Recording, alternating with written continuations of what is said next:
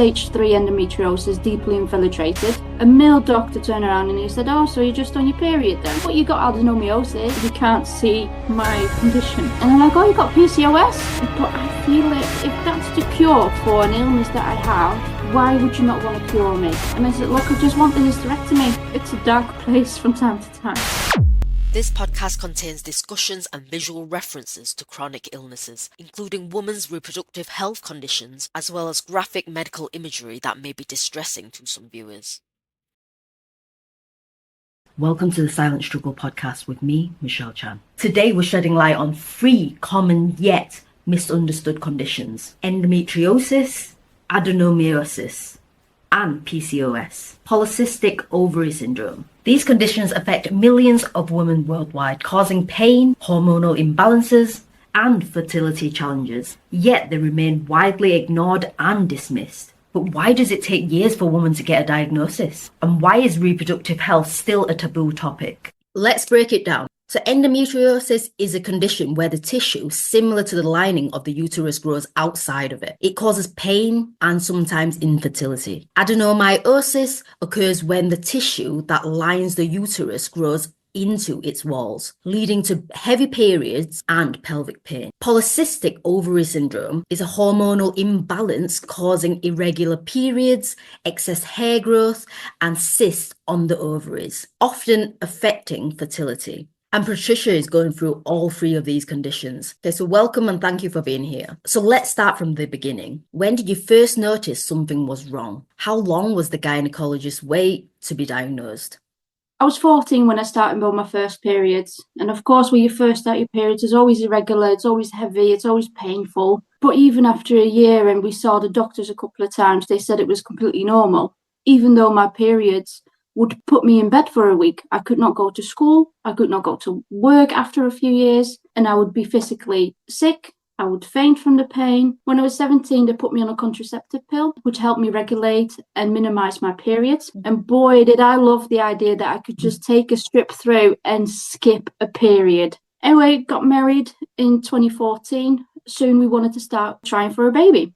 I come off the birth control pills and we start trying. And after a year, we did not get pregnant. So we've gone to the doctor and said, look, we're trying to get pregnant. It's not working. What can we do?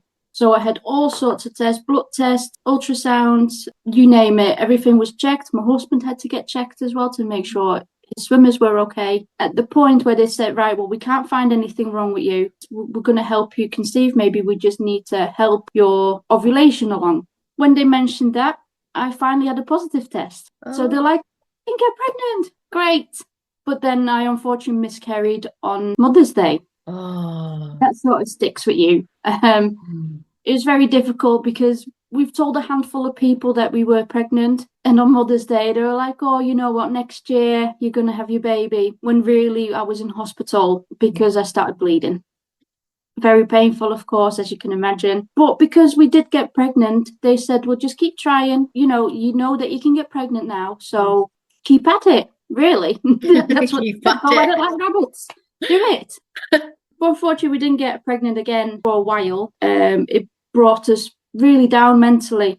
So on a contraceptive pill just to give our both a mental break. We were ready again. We're trying again, and it was often that I had such a heavy period and so painful that I'd gone to the GP and said, look, I said, this isn't right. What is going on? And they just literally said, oh well, you're probably miscarrying. Wow. But that's the information you're getting. You don't know. I'm no doctor. I didn't know what was going on. But they said, oh, you're miscarrying. So yet again, the heartbreak. And we didn't even get a positive test at this point because I got on my period on the day that I should be getting it or a day later. So you try not to get yourself all worked up. It's like, oh, I should get my period. And any woman that's trying to conceive will go through that stage at one point. You know, a couple of days before your period is due, you'd be like crossing your fingers and is it going to work this time? And then the day itself, you don't get your period, but you do get it the next day. But it's so heavy that I go to the doctor and the doctor says, oh, you're miscarrying. One day in 2021, I had such a bad pain. I could barely walk. I was all going hinged. And as I was walking, it got worse. You advise Dr. Google. Dr. Google says, oh, it's a sign of appendicitis. Okay. So what you need to do, I've gone to the A&E. They done a scan and they said, yeah, most likely it's appendicitis. We'll do surgery first thing in the morning. So they did that. And then after my surgery, you get the group of surgeons around and they said, actually, your appendix was all right. You've got endometriosis. So the images are from my actual surgery, from the appendix removal surgery, when they found that I've had endometriosis. So you can see little black dots on my ovary, on my uterus, and the black dots is endometriosis. And I'm like, what's endometriosis? And they're like, oh, well, it causes irregular periods, heavy periods, pelvic pains, and they're naming all these things, and infertility. Oh. And all I could do was 8 years. 8 years we've been through every single test under the sun. So I thought, we've put ourselves through mental pain for 8 years long, only to find out I've got endometriosis on the whim. And I have never heard of it. It was all new. I was really upset. I was really crying, to the point that the surgical team left because I was in no condition to talk. And then afterwards, a nurse came and she wrote it down for me. And she said, you know what? We'll get you in with gynae. They'll do an excision, which is the removal of the endometrium tissue outside of the uterus. That should help the fertility. And then we'll see you back here again to hopefully have a baby. When was that? So I had my excision surgery a year later. How long was the gynae wait? Normally it's a year. Quite a year wait. I had an appointment with the gynecologist not long after that first surgery, and he did a physical exam. You get all these pains during intercourse? Of course, it hurts with intercourse and getting aroused and stuff like that. It was all painful, but it all was very normal to me because I had no idea what was going on. And when I first started getting sexual active was when I was experiencing these pains. For a very long time, I thought he was pushing against my bladder. It was that painful, and it was normal to me. It was like, oh, you enjoy intercourse, you enjoy being intimate. It was painful, yes, but it's enjoyment, so you did it. Can you describe the pain and how did you deal with the pain? Did you take any medication? The pain, I mean, it's pelvic pain. When you get on your period, you got sore boobs, you got pelvic cramps, you got sometimes pain in your legs and in your back.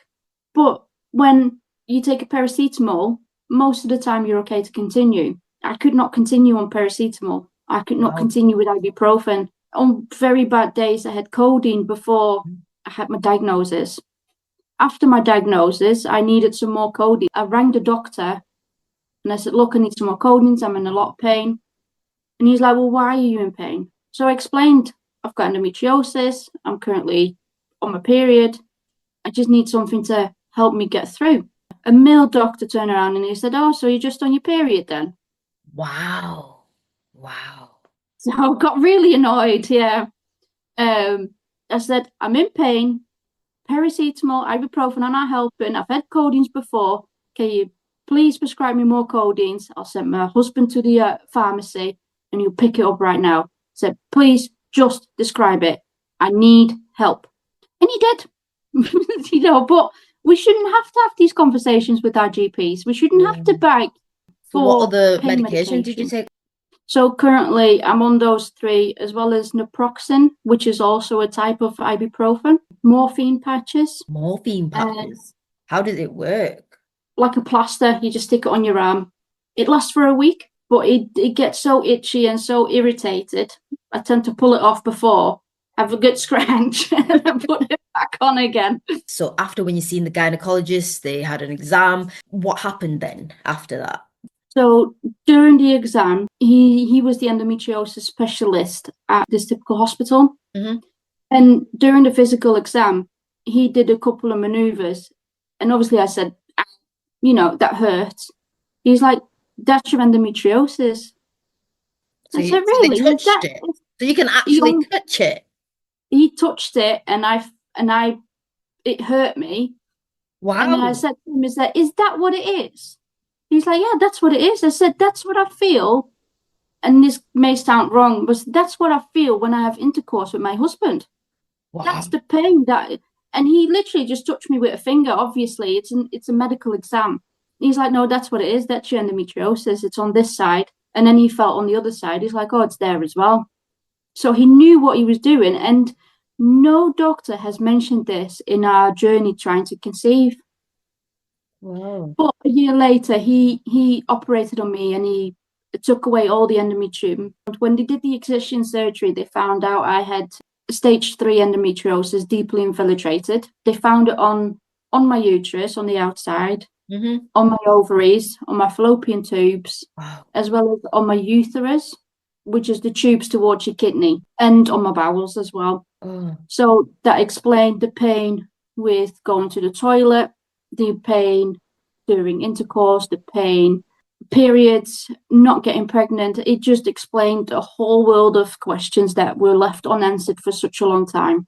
Okay, so you said that they found out you're on stage 3. How many stages are there? So you got 4 stages. I think there's even a 5th one now, but stage 1 is very mild, very, very little. Stage 2 is mild, stage 3 is moderate, and stage 4 is severe. And then you got superficial endometriosis as well as deeply infiltrated endometriosis. So the deeply infiltrated is where it's really into your organs. Because some women go for the excision surgery and they come out with like part of their bowel missing because it was so deeply infiltrated. The doctor had to take away part of the bowel. Sometimes there's not enough bowel to stretch it back together, so they get that pouch, you know.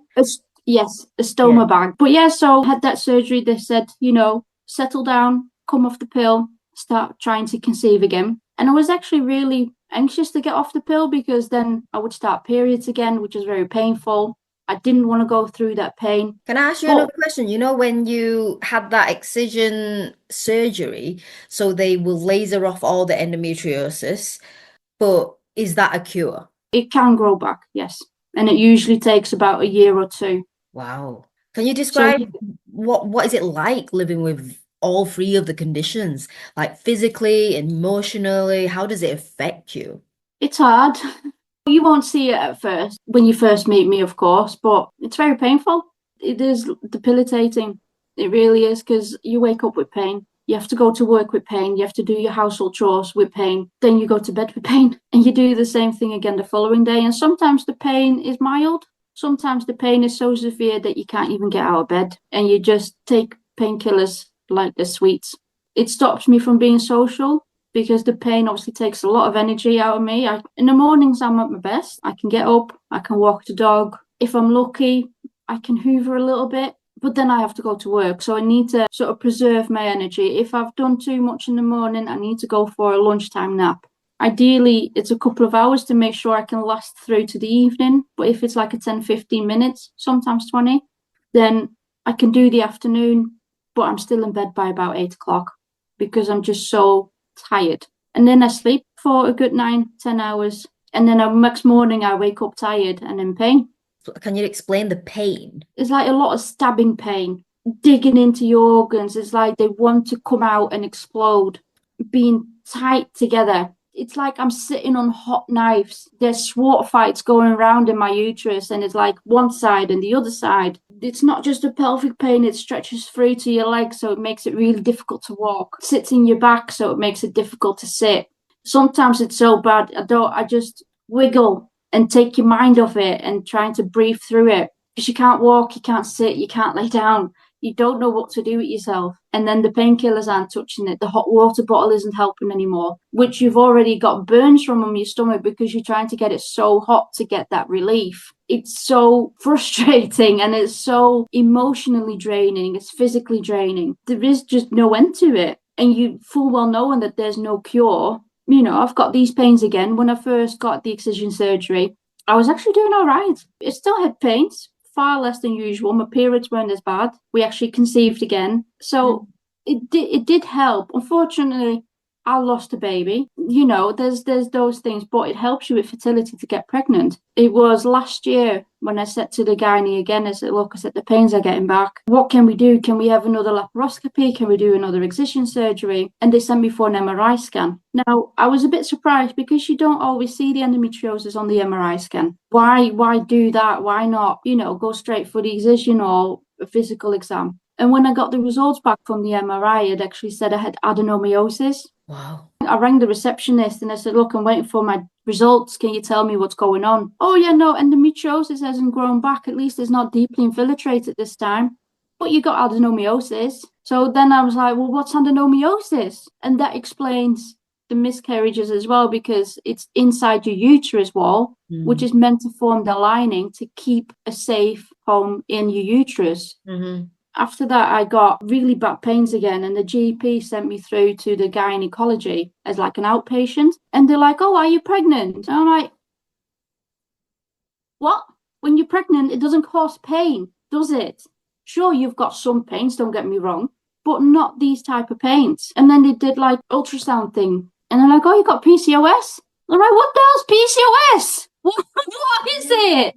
But PCOS doesn't cause pain, so they say. So I walked out the hospital with another condition, not knowing where the pain comes from, and no plan of action. Just keep doing as you do. Again, I said I want to get back with my gynae. Turned out that my gynecologist has discharged me completely because he did the excision surgery, and I had to start all over again with all the testing. It was only a couple of weeks I had my gynecologist appointment, and I knew I researched a lot of it. And I said, look, I just want the hysterectomy. A hysterectomy is when your uterus has been removed surgically. Because in my mind, my uterus is the source of all evil. It causes physical pain. It causes mental pain. It just needs to go. It needs to get out. Cure for adenomyosis is a hysterectomy.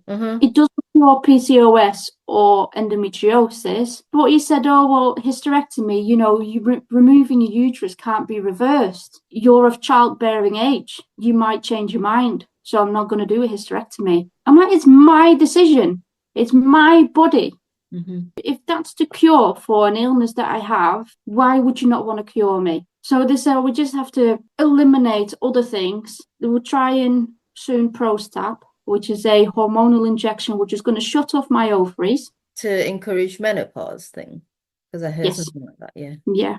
So that's going to induce a chemical menopause, which is joys when you're 35. Who wants to go through menopause? Nobody does. But it's just one of the joys that we've got. That's what's happening now. So we're waiting on that. If the Prostap works, he's like, okay, then we can do a hysterectomy.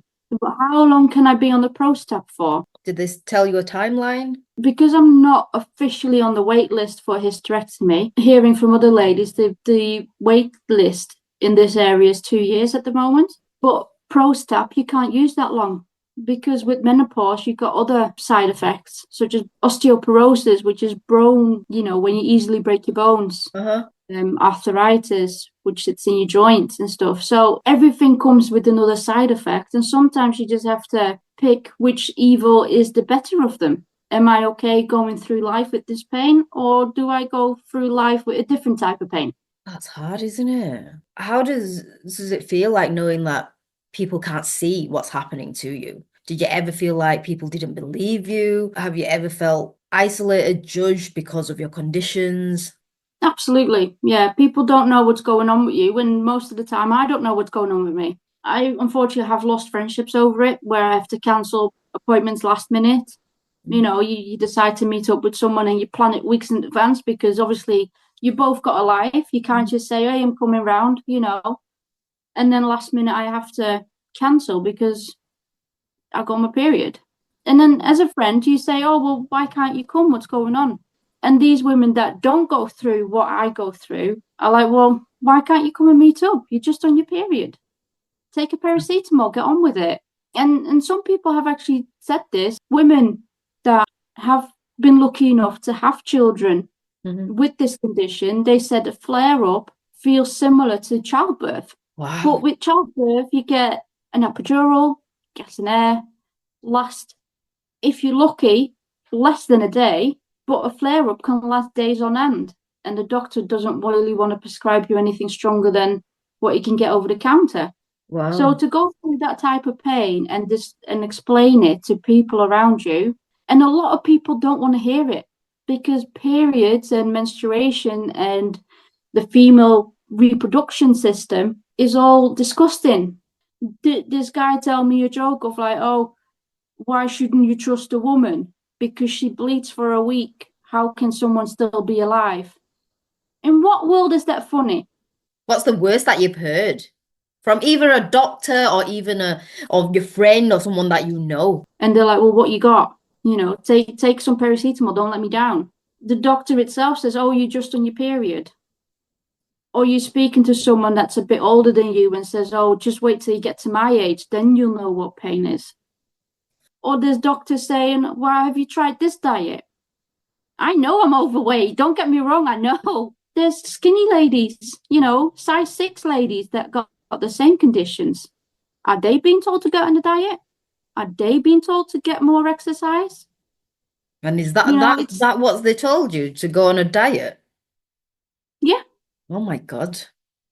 And to be fair, you can get a lot from food. You can get anti-inflammatory foods such as spinach and broccoli, sprouts, and that's all very healthy stuff. And I do have those smoothies in the morning where I got red berries, spinach. I put some chia seeds in to help me with my insulin, and then add a bit of coconut water to energize me and hold my moisture. And I'm still in pain. They say go for a walk. I am walking every day with my dog. I've got a husky. They're so energetic. When he was a puppy, he needed 3-4 hours walking time. Otherwise, he would chew my couch. We're still going on a walk. we still go on a walk every morning for 45 minutes to an hour. Just so he's stimulated, he's tired. I have my exercise. And it does help, don't get me wrong. It helps and get me out, get some fresh air. But then people are like, well, you can walk your dog for an hour. But what they don't see is that when I did have a walk for an hour, I need to have a nap to get my energy levels back. Sometimes I can't shower and hoover on the same day because I get so tired and it's so physically straining. I need to re-energize, so I need to go to sleep. And they're like, okay, you come round tonight. Well, if you told me that a week before, I can plan my days so that I can sleep during the day and I'll have some sort of energy in the evening to go and see my friends and actually hold a conversation. I just can't. The pain takes so much energy away. And if I do push myself, the flare up is getting worse. I pull back. When you're in a conversation, sometimes you can just be like zoning out because you're like focusing on your breathing, because you've got so much pain. Exactly. And it's draining for me, it's draining for my friends. Sometimes it does make it feel very dark because as a woman, I really wanted to have a big family. My dream was to have 4 or 5 kids, a big house, look after them, see them grow up, hear little tapply feet, coming down the hall, jumping into bed with you on a Sunday morning while, your husband doesn't have to go to work, you don't have to go to work, everybody can just chill out, the dog jumps up, the cats are there. That was my picture perfect family. Wow. And now I hear tapply feet of the dog, which does make me very happy. But you don't need to dwell on not having kids. I look at what I do have. What I do have: roof over my head, a husband that hasn't ditched me because I couldn't give him a family, and I've got the dog, I've got the cats. Those are my babies. This is what I look after now. And the friends that I do have understand my condition. They understand if I need to cancel last minute. Or if I do come, they understand that if I have to take a minute because I'm in pain. You have a second. Take your time. It's not like I'm Elephant Man. You can't see my condition. But I feel it. And it's debilitating, not just for me, but as well for people around me that need to help. I feel like a burden, like a failure. It's a dark place from time to time. So I'm at this point now. If you don't believe me at my word, I don't have time for you. You're really strong. You're a brave woman that you're going through all this. Definitely not a failure. You're the strongest woman I've ever met. What advice would you give to another woman if they are going through the similar symptoms as you when they're younger? Also women who are starting this journey and feeling like they're overwhelmed or alone. What advice would you give them? Try and stay as strong as possible in your own corner. Pester the doctors to give you the right sort of tests. And if they say everything's come back fine, push further. Say, well, what can it be then? What other conditions can there be that can't be seen on these tests? Can we try those tests?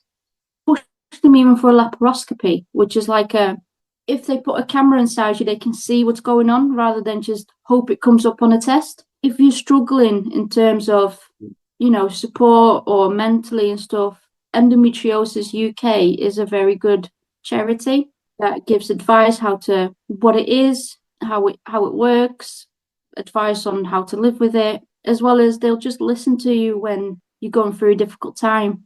But there's enough Facebook groups as well that you can reach out to. There is the Manchester Endo Meetup, which is in our area, and it's a lovely bunch of ladies. They all go through the same thing. If you want to have a rant, you throw it in that chat, and people were like, yes, we're going through the same thing, and we feel you, and let's be angry together. There's times like when you feel really fed up and you're in a dark place, and they support you. They'll give you positive vibes and stuff like that. And even other things, sometimes we meet up and we talk about our fur babies, and it's just to talk about something different. And sometimes it's talking about the illness. How does everybody cope with it? What kind of test can we ask for? How do you deal with this? And what sort of medication are you on here? What can I, so don't do it on your own. It's such a lonely place very often, and you don't have to be lonely.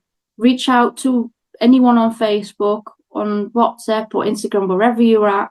Or if you're not sure, go onto the Endometriosis UK website, and they will be able to put you in direction of the support groups as well, where you can talk with women like myself, women that have gone through different type of similar illnesses or symptoms. And like I said, again, it's a lovely bunch of ladies. We're all there for you. So please do reach out if you feel difficult, or speak to Michelle and she will put you in touch with me. Perfect. Thank you, Patricia. But thank you for listening and hearing me out. Thank you so much for sharing your story with us. Thank you so much for listening to this show.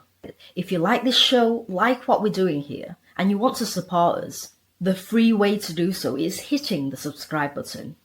If you're struggling and you want to share your story, please check out the link in the description. And I will promise to do my best to create awareness for the conditions that people are suffering silently.